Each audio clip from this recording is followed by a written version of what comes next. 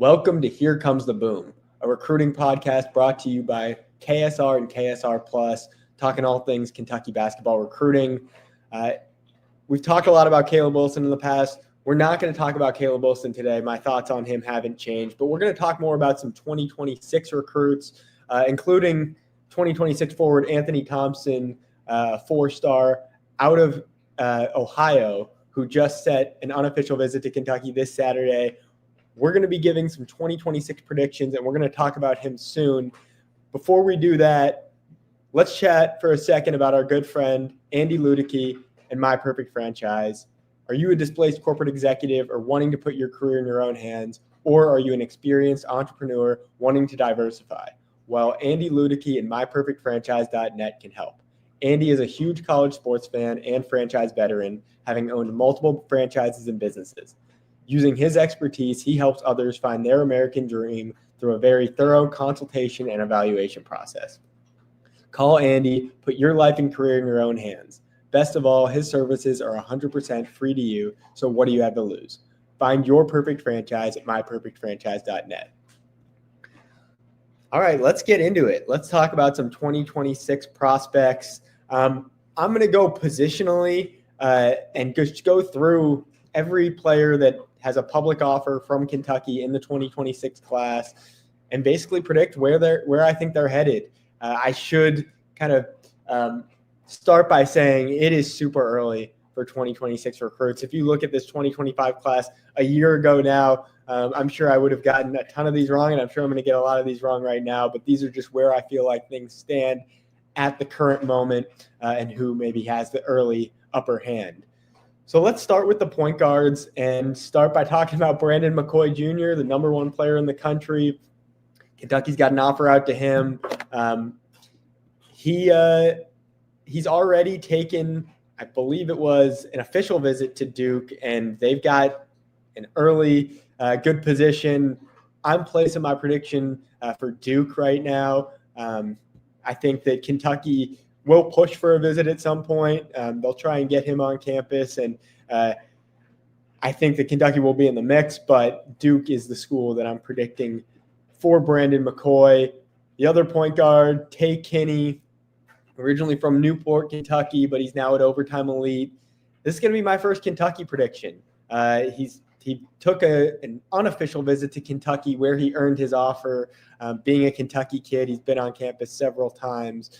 And now he's playing with 2025 Kentucky commit Jasper Johnson, who I'm sure is in his ear about heading to Kentucky. So he just put out, I believe, a list of, 15 schools, top 15. Kentucky's in the mix there.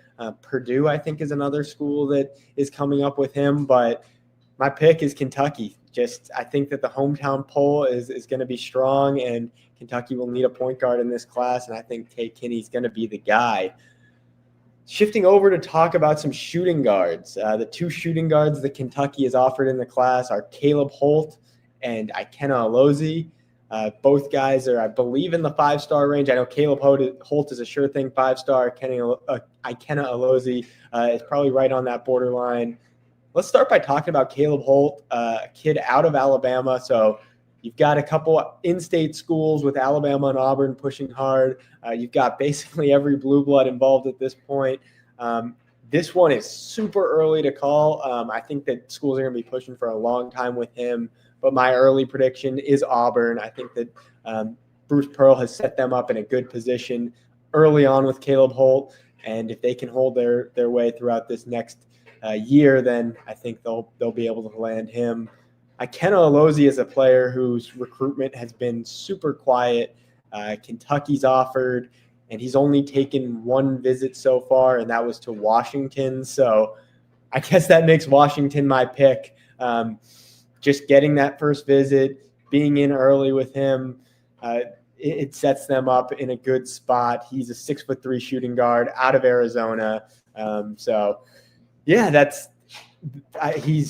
hasn't really announced a lot of offers. He hasn't announced any upcoming visits. So his recruitment is super quiet. We'll see where things go from there.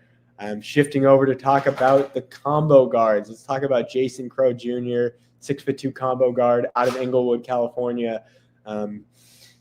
This is one that Kentucky fans should be very familiar with because Jason Crow Sr., his father, is best friends with Kentucky assistant coach Jason Hart.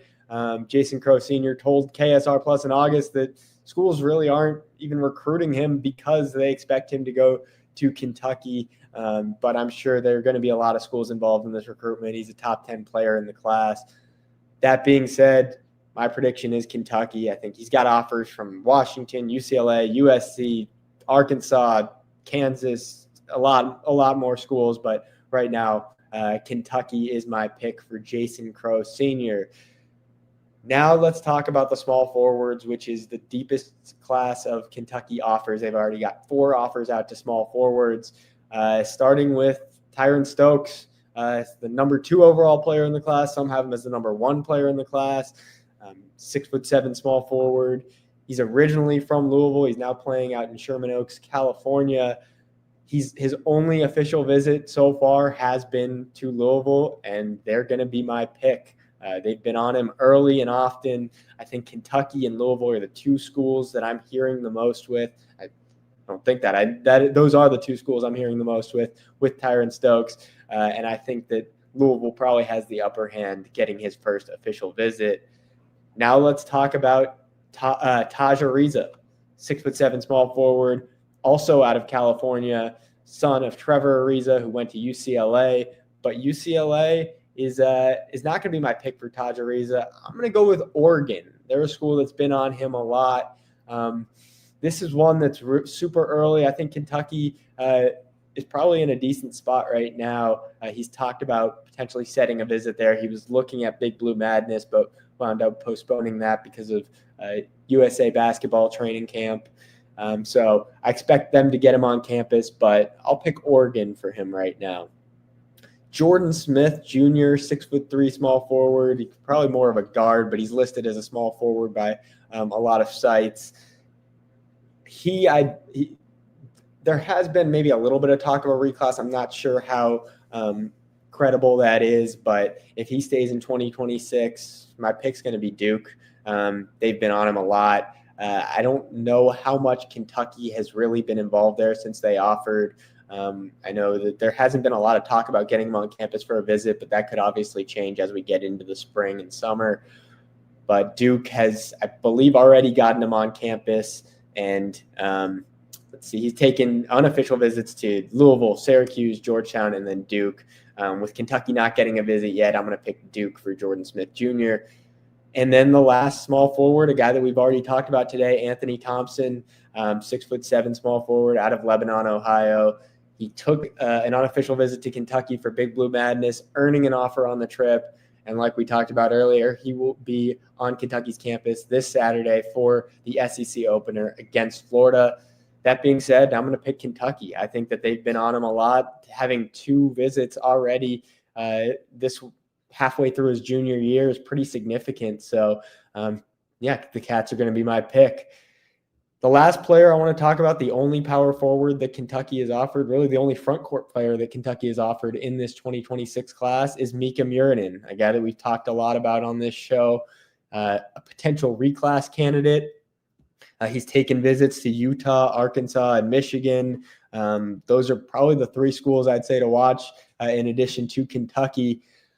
If he stays in 2026, I think that this could be a wide open recruitment, but we've heard a lot about reclassification. And if he reclassifies, my pick is going to be Utah. They've been recruiting him a lot, and I think that they could surprise some people on the recruiting trail this summer. So they're going to be my pick for Mika Murinen. And that wraps things up with my 2026 predictions. That's everyone that Kentucky has offered publicly in this 2026 class. So my final thought is it's early with 2026. All eyes are on Caleb Wilson. If they can land Caleb Wilson, I would think that's the end of their 2025 class. And then we're moving to 2026. Once things get into the spring and summer, we're really going to get an idea of who the real serious interest is and maybe who pops up on their radar. Because there are a lot of guys that Kentucky's looking at now, like Caleb Wilson, that maybe weren't being. Obviously, Caleb is a 5-star. He was on their radar for a while, but he wasn't a guy that Kentucky was pushing hard for until late in the summer. So expect things to change. A lot of movement going on, but these are my predictions and my final thought. Thank you for joining us. Be sure to go and subscribe to KSR Plus. Go subscribe to the KSR YouTube channel, and we'll see you again soon.